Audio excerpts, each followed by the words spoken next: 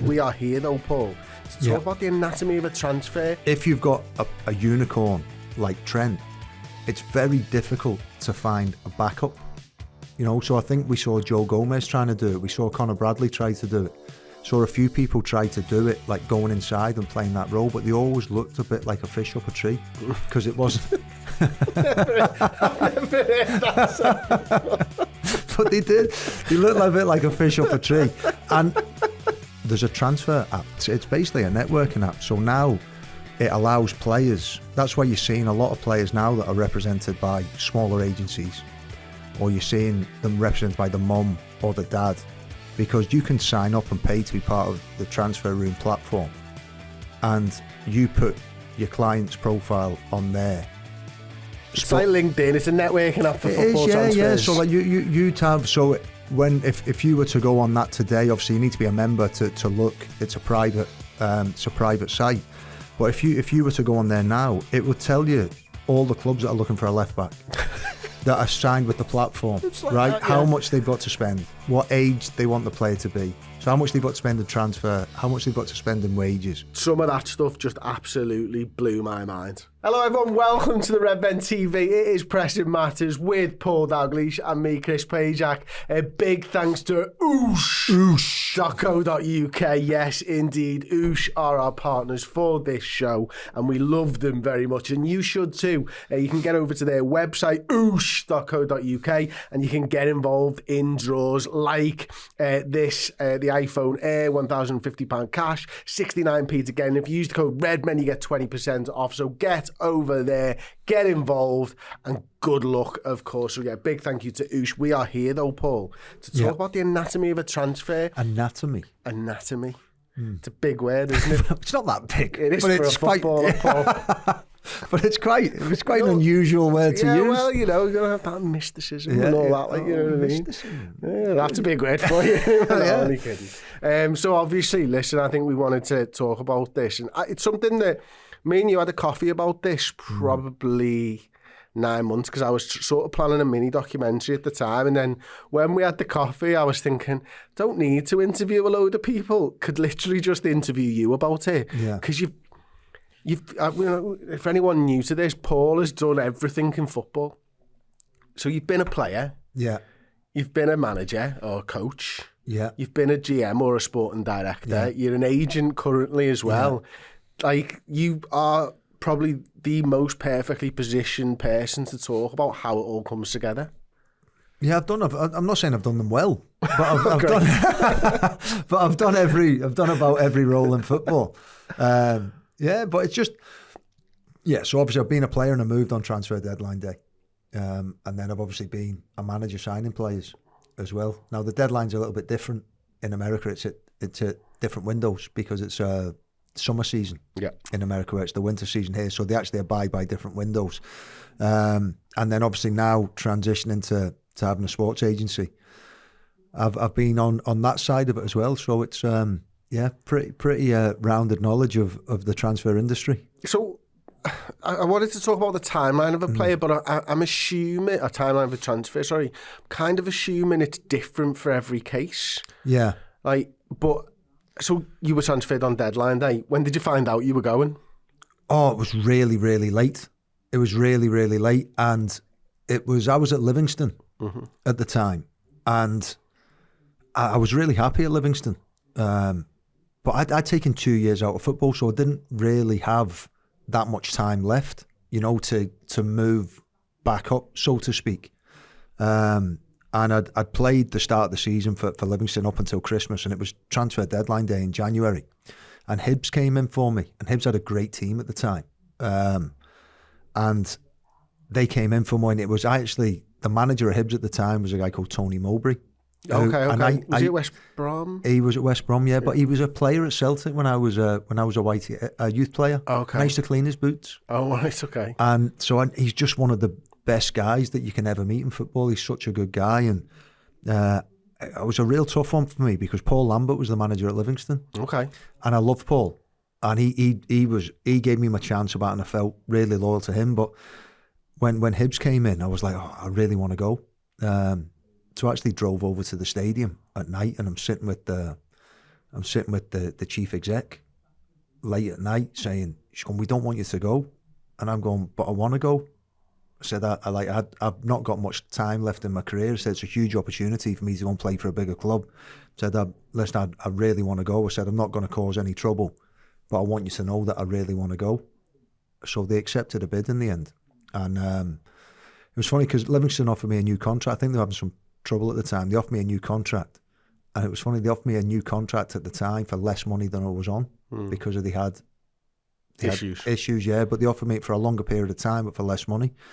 And then when Hibs came in, I was like, look, obviously with what was going on there, with the chance to go and sign for Hibs, I got my wish in the end that I wanted to go. So when you first found out about that, was it deadline day? Yeah, you had to drive from Livingston. So Livingston, I was living in Glasgow at the time. So I had to drive to Livingston at night. I'm sat at the stadium and it's pitch black in the stadium. Could be 3 PM in Scotland. Yeah. We were the only ones there. And then I had to drive to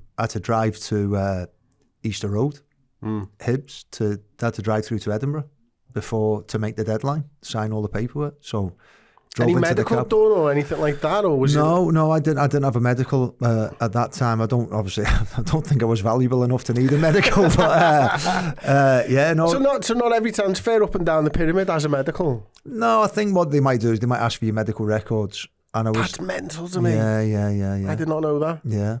Yeah, but there was. I didn't have time for a medical. There was no time for a medical at all. Okay.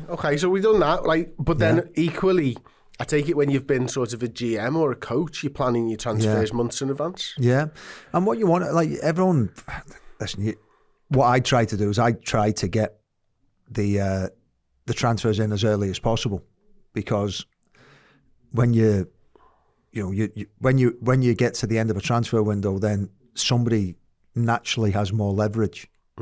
It could be you that has more leverage because you say, well, this is what we're offering and that's that. Or it could be that you really need the player and then they've got leverage and then they can hold you to ransom a little bit if you want to get it done. So I tried to get most of my work done early when I was in a GM position. So okay, that makes sense. But then how early are you thinking about those transfers?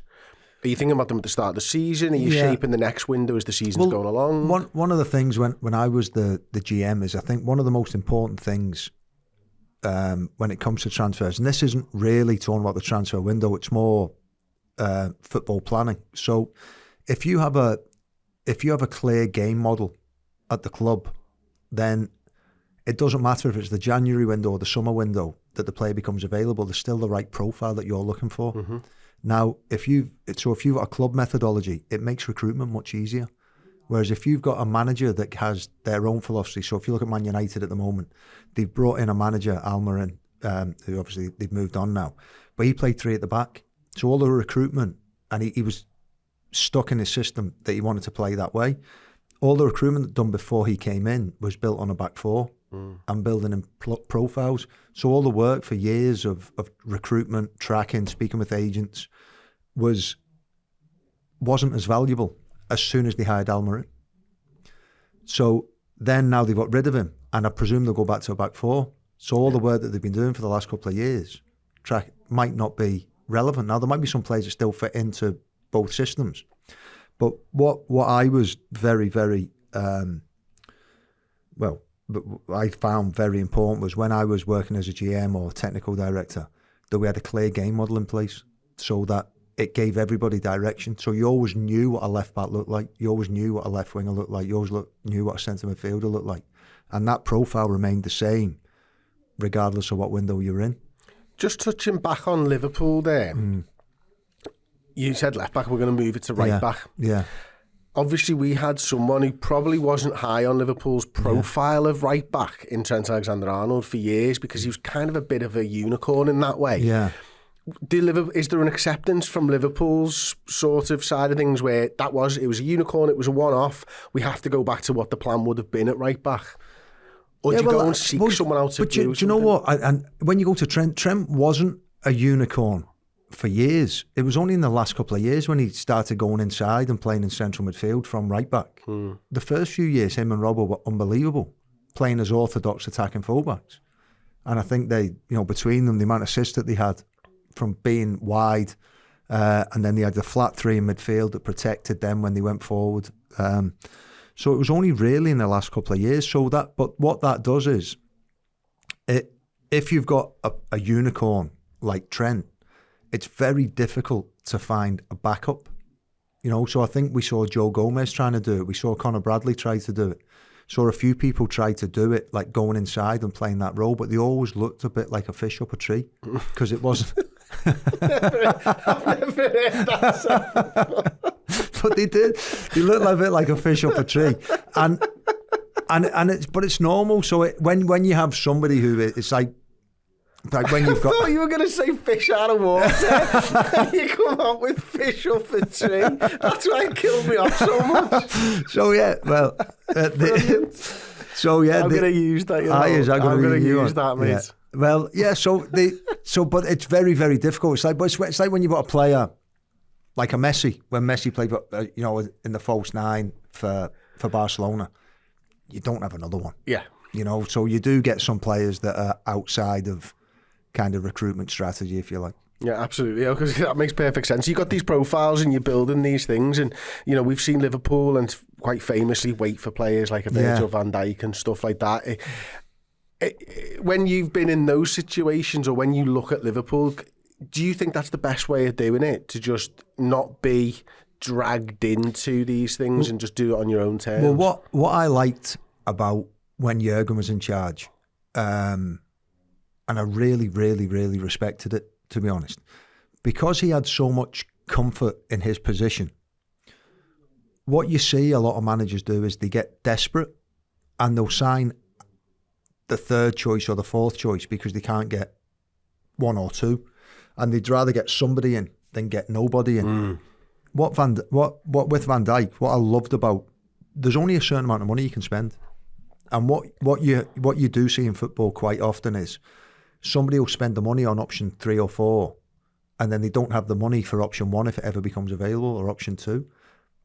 What Jurgen did, he had the confidence to go, I'll play Jordan Henderson at centre-back in a few games. I'll play whoever. I think Lucas Leiva played centre-back as well at times for Liverpool in the past. But you looked at it and you went, he had the confidence to go, right, I'm going to play. I'm going to use my squad, save my money, and I'm going to wait till the player I want is available, and then I'm going to spend the money. And I think that was his confidence in his role and his determination to wait for Virgil was a key catalyst in the success of Liverpool over the years afterwards. Absolutely, because there's a manager, because of his sort of certainty in his position, who's able to plan long term rather than short. Now, we're in the January transfer window. I'm not sure exactly when this video is going to go out, but as it stands, time of recording, Liverpool don't really look to be doing much in the transfer window. Does that then lead you to believe that Arne Slot is actually quite comfortable in his position? Because maybe, and this could bite us on the arse, maybe if you go out and you sign a centre-back now, it showcases that he's not. I think it's a little bit different with Arne Slot than it is with Jurgen. I think Jurgen was that powerful in his position and that comfortable in his position that he also had a lot of say in transfers. And I think the power that Jurgen had is why Liverpool have changed the strategy and the structure to employ a coach. And I don't think it would matter how much Arne Slot wanted someone. If the transfer committee at Liverpool didn't want to spend the money, or they did want to spend the money, then I think that would be the determining fact. I think without knowing too much and without knowing all the details, I'm pretty sure that the reason Arne Slot has the job is because he agreed to be part of a system, let's say, rather than him being an old-fashioned manager that picked the players exclusively. Absolutely, okay, that makes perfect sense. Who was our old guy that worked with Michael Edwards in data analytics? Ian Your Graham. mate Ian Graham. Yeah. In his book, Ian says don't judge a manager on his signings in his first 2 years because that's generally the data guys. Judge them on years 3 and 4 because that's when they've been there long enough to garner some control and power in those rooms. And also the other part of that as well, which isn't really spoken about, and as I said, he's one of the smartest guys I know in football, if not the smartest. But one of the other things that people don't talk about is when a player goes into an environment, does the environment improve the player as well? Because transfers you can sign the right player, put them into the wrong environment, and the player can get worse. You can sign maybe someone who wasn't maybe as ideal a profile, put them into a more effective environment, and they can actually flourish and surprise you. So I think one of the things that Liverpool had under Jurgen is most players that Liverpool signed improved from the training environment as well. So it wasn't just the recruitment identifying who they should sign. It was the coaching staff, the football environment at the training ground made the players better. And it's opportunity and it's timing and it's environment and it's all of these things, isn't it? And, you know, I often think about this. I think it's actually highlighted probably best in something like the NFL, where you think of those draft prospects who come out of college every year, and there might be 3 teams looking at them for the top 3 picks, and they're all brilliant. Yeah. They don't all work out, and that's generally because they go to the worst teams in bad environments, bad times. You've just changed head coaches or GM because of something, and it just ends up in flux over and over. Well, that was one of the fascinating things. When in 2013, I think it was, I went to Real Salt Lake in MLS, and I was involved in the draft there, the MLS draft. And it was fascinating. You know, you go to a combine, you watch all these players play. They're all excellent. But they're all no, some are, yeah. But what you've got to decide: do you pick a position of need to fill out your squad, or do you pick the best player available, regardless of whether it's something you need, so you get the most value from the draft? And people go into the draft with different strategies. Some go to pick a positional need. Some go to pick the highest value player, so that. Obviously, in MLS, you trade players. Yeah, and it's talent then they've got. And and they've got the highest value player that they can then trade for whatever they need afterwards. It's such an interesting thing, isn't it? And there's obviously always a conveyor belt of players that are going to come through to different teams and stuff. Right, back to the sort of transfer of it then. What's the furthest out you've worked on a transfer? Oh. Are we talking 18 months, 2 years, a year, 9 months? Basically, yeah, because when I was in... Agent or agency or... Yeah, see, in the agency, it's, you know, there's lots of factors that come into it. If I start with the agency, so there might be interest in one of your players, but if they've got a certain amount of time left on the contract, then the club has all the power, because the closer you get to the end of your contract, then the player starts getting the leverage. So then the price starts coming down. The club start thinking, do I get a return, or do I risk the player leaving for free at the end of the contract? So, I mean, there's constant conversations that go on all the time, you know, and also the other thing with players is you can have a player that is really, really happy at a club and wants to renew. Then the manager might change. And then they go into an environment where they're like, oh, well, now you need to start looking at different alternatives, because a new manager might come in and they might not be the right profile for the new manager, or they might not get on with the manager. So you've got something like that may have happened last season with Salah. Yeah. Because of the wage that he would have taken, the new manager coming in, the age of the player, Michael Edwards being there. All these conversations, I guess, will have happened. Yeah, definitely. But in the agency, you've got to, the last thing you can be is reactive. So what you've got to do is you've got to have conversations going on and have a plan for all eventualities, knowing that they might not happen. And that's really what you've got to do. Preparation is everything. So because you think about it, the window's only open now for 1 month.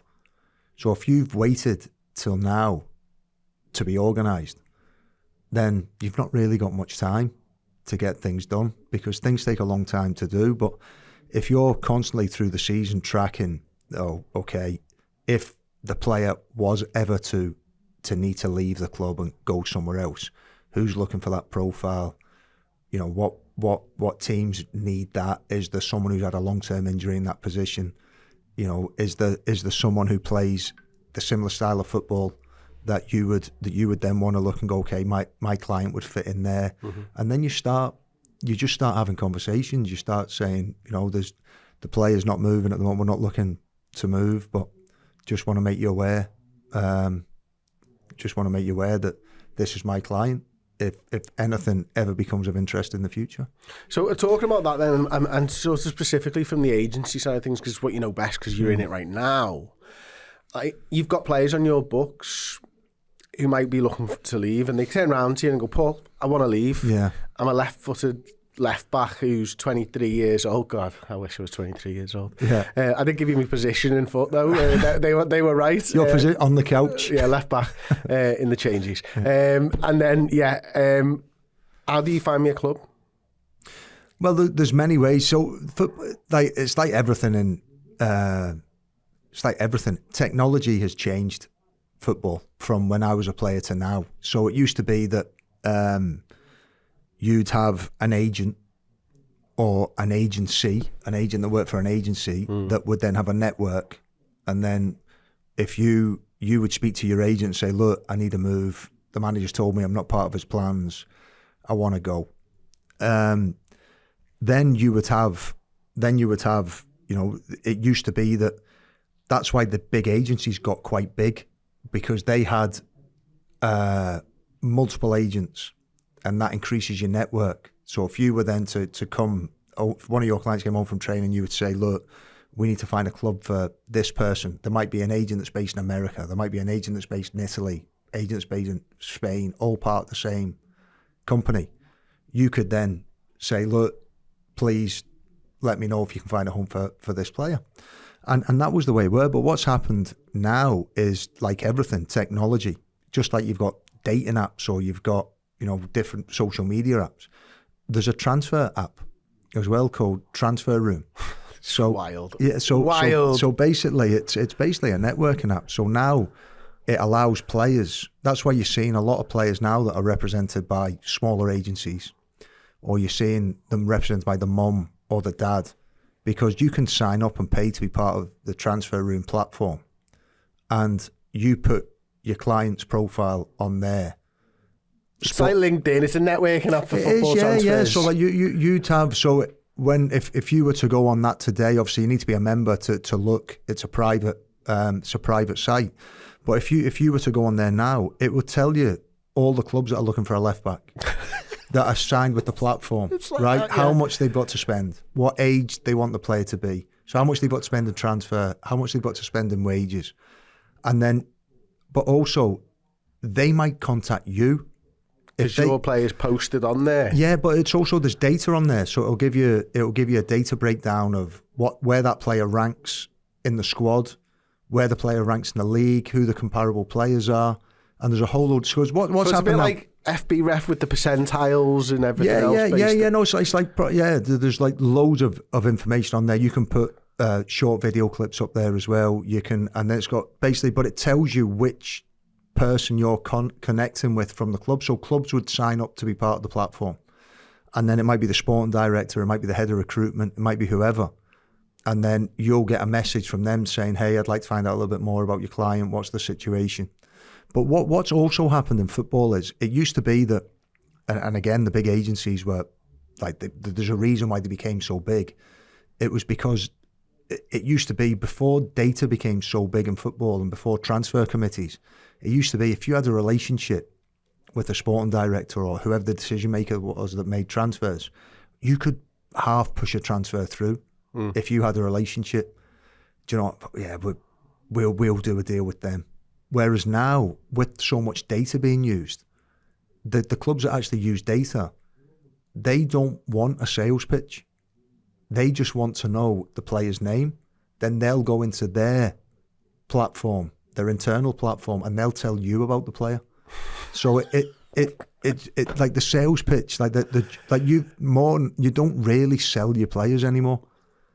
You just provide the information that the player is your client, and then they'll tell you if they're interested or not. So, and then you just negotiate the deals. I was going to ask you then, what value you add into a player if you don't do the deal? Well, you do the deal. you do the deal, obviously. But what I'm saying to you is, say it used to be one decision maker that used to make a decision on transfers, and now it might be 5 people.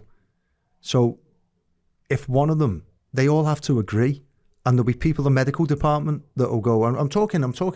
Listen, at the lower level, it still happens where you can push deals through, but the higher level, it might be the medical department might have an issue with something in the medical history. It might be the scouting department. Now, what Michael Edwards, I'm pretty sure this is true, but before anybody knew who he was, really, he would book into opposing teams' hotels during pre-season and watch players around hotels to see the behaviour around. Yeah, and that's the other thing. Like, there's so much that goes into it now. Like, I've had phone calls saying, "Hey, Paul, do you know this player?" I've been called, not for my clients, but I'm not going to tell you who it was, but I've been called about a Liverpool player for a character reference, just saying, "Hey, do you know this player? We're thinking about signing them. We're doing our due diligence about character references. What type of lad is he? Do you know if he's out and about in nightclubs, or do you know what type of, is he a drinker? Is he this? Is he that?" So, like, the amount of detail that goes into it now, but you think about it, right? If you were going to buy some of these players now, 40, 50, say you were to go and buy a building in town or a piece of land for 50 million, 60 million, 70 million quid, the amount of due diligence you're going to do before you hand over that money is going to be huge. There's going to be weeks, months of due diligence before you actually pull the trigger on that deal. It's the same money. The value of the money is still the same. So I think it's the right way. You should be doing this amount of due diligence if you're going to spend that amount of money on a player. I've got a mate of mine, Sean Kelly, who works in F1.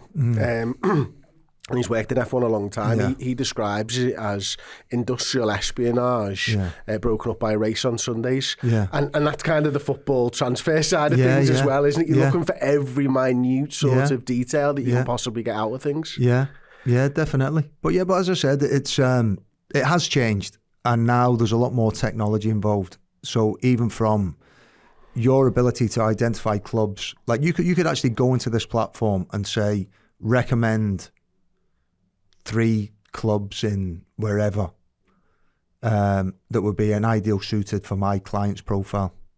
You could then, so you can like the technology now to identify clubs, and also the ability for clubs to be able to contact you, because there's another, which is a public one, there's another platform called Transfer Market. Yep. Right. So that you can without the E. Yeah. You can list all your players on there. So if a club if a player gets highlighted in a club's recruitment department as being suitable, then they can go to Transfer Market. They can see that the player is registered as your client, and then they will reach out. And Y-Scout similarly? You can get agents' emails and stuff from Y-Scout, can't you? If they sign up for it, yeah. But and also like the amount of times I've had messages on Instagram. So we see you represent XYZ. We've got a club in Turkey or a club in wherever. Please reach out.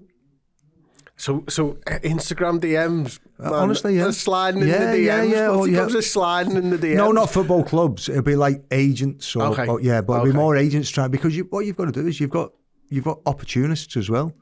So they might have a relationship with a club somewhere, and they're saying, "I'm going to try and make a few quid by trying to find a home for someone else's player." They know they might have spoke to a sporting director, an agent at a certain club, and said, "I know they need this profile of player." That might them think of your player. You might not know them. They'll then reach out and say, "Hey, can we do a deal together?" Wow. Okay. So, that's so interesting. So, and the one that you mentioned originally, Transfer Room, the big boys are on there as well. Yeah. Your Liverpools, your Bayern Munich, your Barcelona, they're all on there. Well, no, most clubs are on there. Most clubs are on there. But they might not post about. I mean, everyone's on Facebook, but they're not going to post it. But they're not going to post about. They're not going to post about it's need a centre back. Yeah, but they're not going to post about they're not going to post about Wirtz or I mean, you don't need. It's more. It'd be more.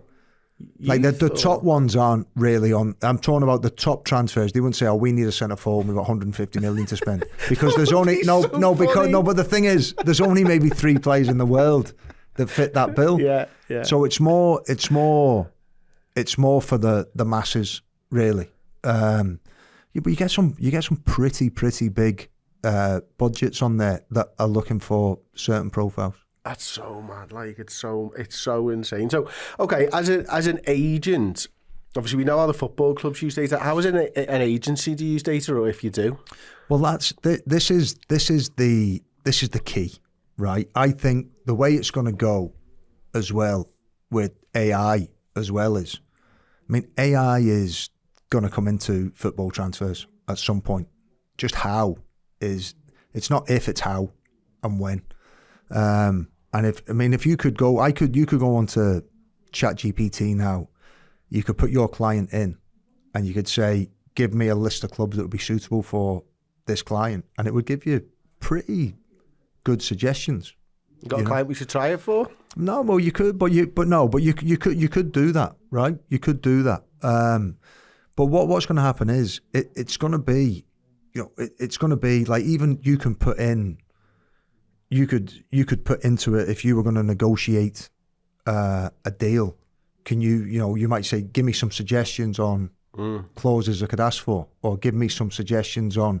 So I think it's only a matter of time before AI becomes a lot more heavily used in football transfers as well. And what about those things, as those things that you've seen, maybe players, I don't know, do players make outlandish, outrageous sort of clauses, and you're saying to them, don't be saying that, lad? Yeah. Or image right type of things. I mean, well, image right, you have to be big enough to have image rights. Now, like, even if you look at, so Real Madrid are very aggressive with their image rights, because they'll give you higher wages to get more of your image rights, because they realise how much of a global brand they are. Other clubs don't really place as much value on the image rights. So it all depends on the level of the player, how much image rights will be negotiated. Okay. And what's this time of year particularly like for a football agent? Do you know, it's so January's normally fixing problems, really, rather than I think you've seen, I mean, I know there's been some money spent already, but obviously the January window doesn't compare to the summer transfer window, and it's normally because it's short-term fixes, January, rather than long-term planning. So it's normally you're looking, so say there might be, I mean, what was the window when we signed the 2 centre-backs? Remember we signed the guy from Preston? Yeah, Davies and Kabak. Yeah, that window. It was a January, wasn't it? Yeah. So we signed two centre backs to get us through, and so it's basically papering over the cracks. So that's normally what it is. So you the other thing as well is if someone knows you've got a need and they know it's January, they might ask for more money than what the player's worth. So it's a much more volatile market, January, than the summer window. And maybe an injury's picked up that keeps someone out. Yeah. Or listen, even with this January, the international tournament as well in Africa. So someone might go, well, we're short, so we might need to bring in somebody short term. And that's there's all different reasons. It could be lack of form, injuries.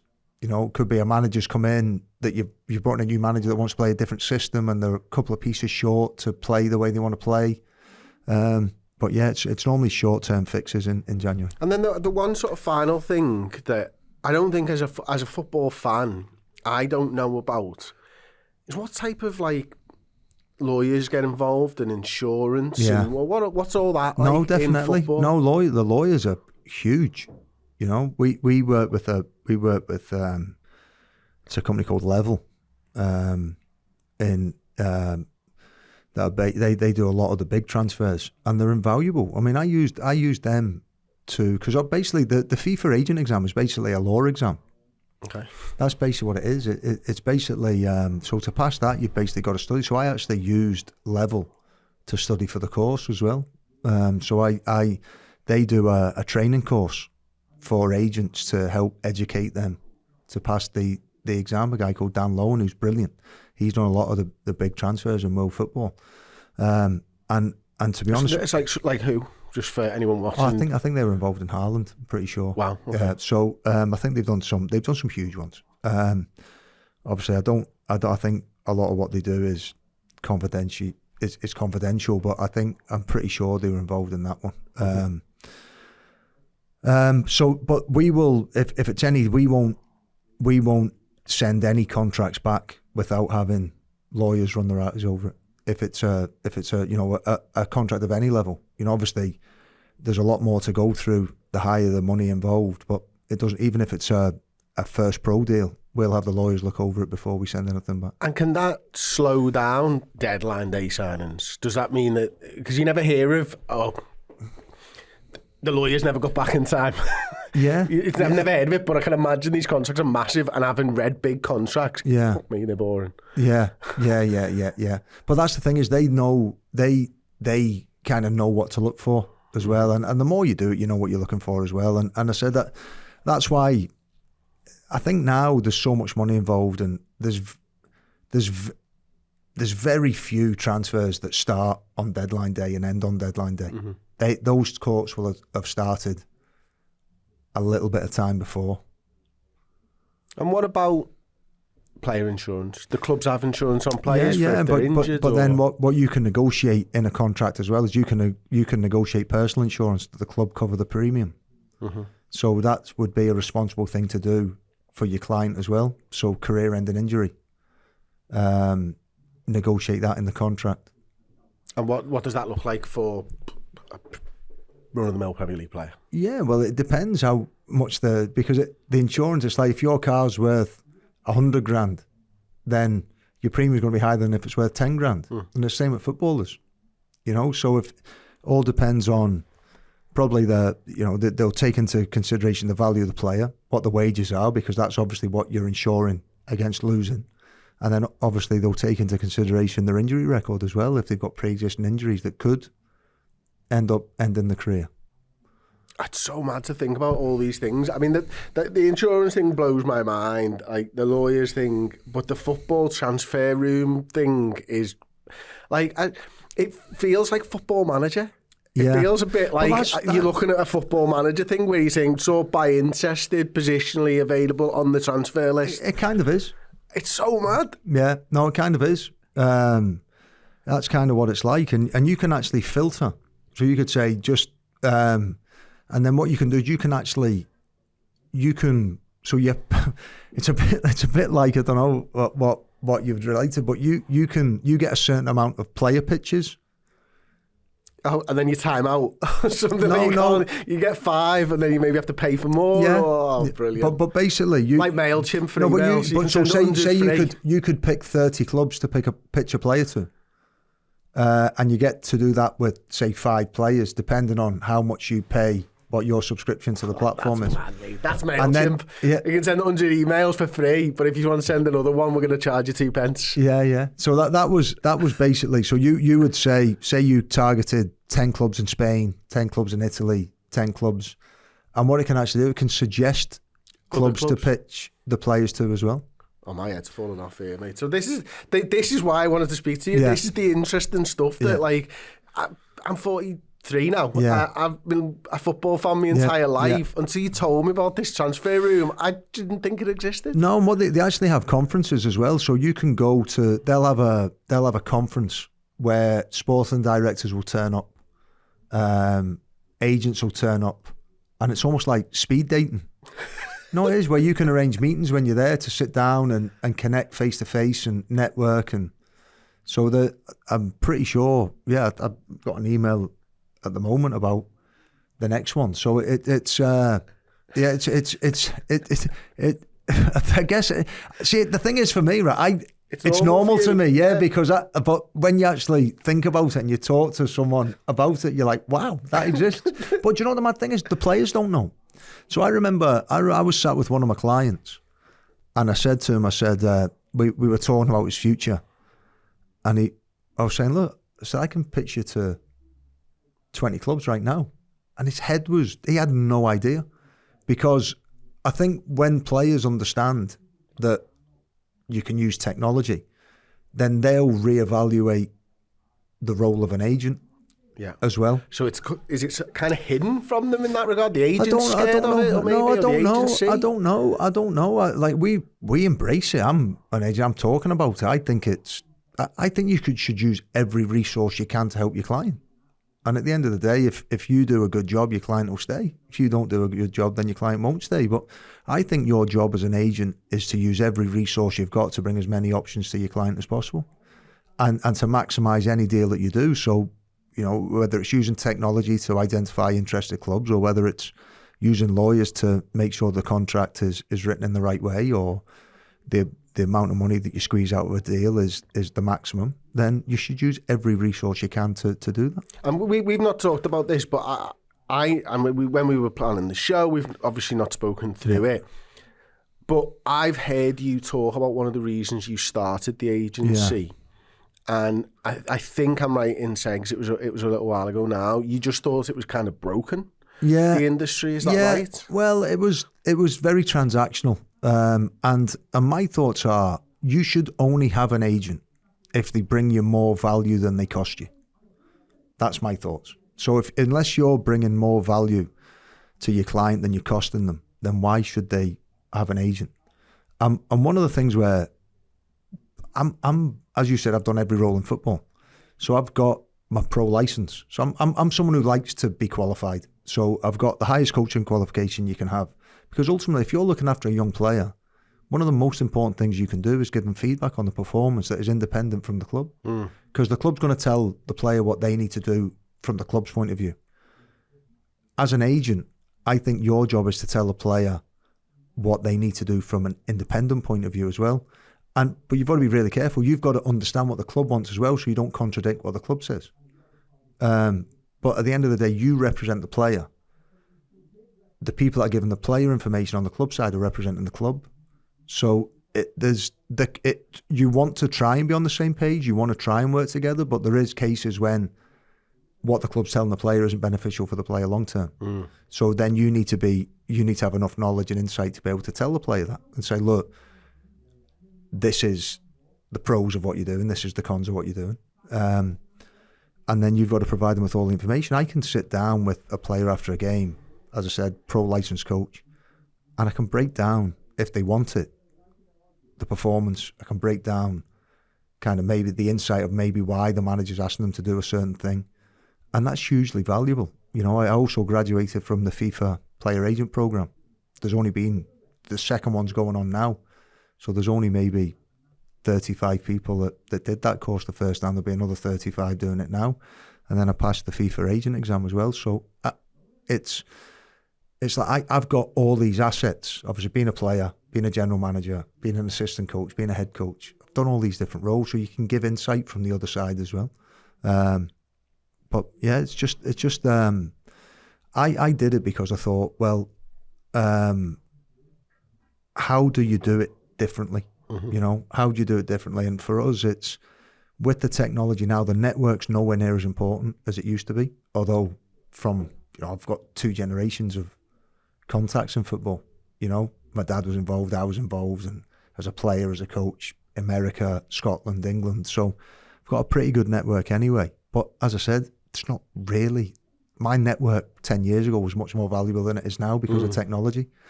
But your game insight and your industry insight is invaluable still. And that's what you can set you apart. But and going back to, I don't want to labour the point, but going back to it, I think you felt, I'm sure I heard you say this, I'm sure you felt like there was a lot of charlatans in the industry. Well, the biggest, it's hard to say, but a lot of people say what they need to say to get a client. And then once the client comes through the door, that's that. But they're signed for 2 years. So then they've got security. And then, so for me, it was one of the biggest problems you face is fighting that, really. is the people that sell the dream, but with no substance behind it. Snake oil salesman. Yeah. So that's the hardest bit, and also but also the reality of the situation is, if you go and watch Liverpool's under 21s or you go and watch Liverpool's under 18s, the reality is very, very few of them are going to make enough money to last them a lifetime out of football. Do you know what I mean? So it's like, you've got to be so selective with who you take, because there's like the failure rate in football is so high. I think it's something. I mean, if you look at the numbers about how many players from Premier League academies play a Premier League minute, it's very, very. You'd be absolutely gobsmacked how few it is. And then that actually feeds into something else that I know is really important to you, and that's like the mental health side of football, doesn't it? Yeah. And listen, because basically it's. I saw a different system in America where players at 18 go to university. I was going to ask you about this, because it's a really good way of doing it. It's giving someone a degree, and it gives you. It's not as good for that 1%, that elite player, that 0.5%, 1%, whatever it is. It's not as good. You have to get the grades up when you don't want it. But for 99% of players that fail in Premier League academies, it's a better system, because football isn't going to provide for them for the rest of their lives, whereas a university education will help somebody provide for themselves and the family for the rest of their lives. So for me, I think but what's happened in America is Americans, it's funny, the American system now with the MLS investment in academies, players aren't going to university now, and the signing for the MLS clubs at 18, much like the European model, because they felt that American players were falling behind Europeans because they went to university. Because they're falling behind. Yeah. So, but then we're looking at it here and going, we need to give the players more education and more support, because most of them are going to fail. And I think the correct situation is probably somewhere in the middle. Mm-hmm. You know, like a balance of the two. I think that if you're a club, basically a club still, I know it's a little bit of a pipe dream, bit old romantic, but a club still, as big as they become, these multi-billion pound industries, they're still community assets.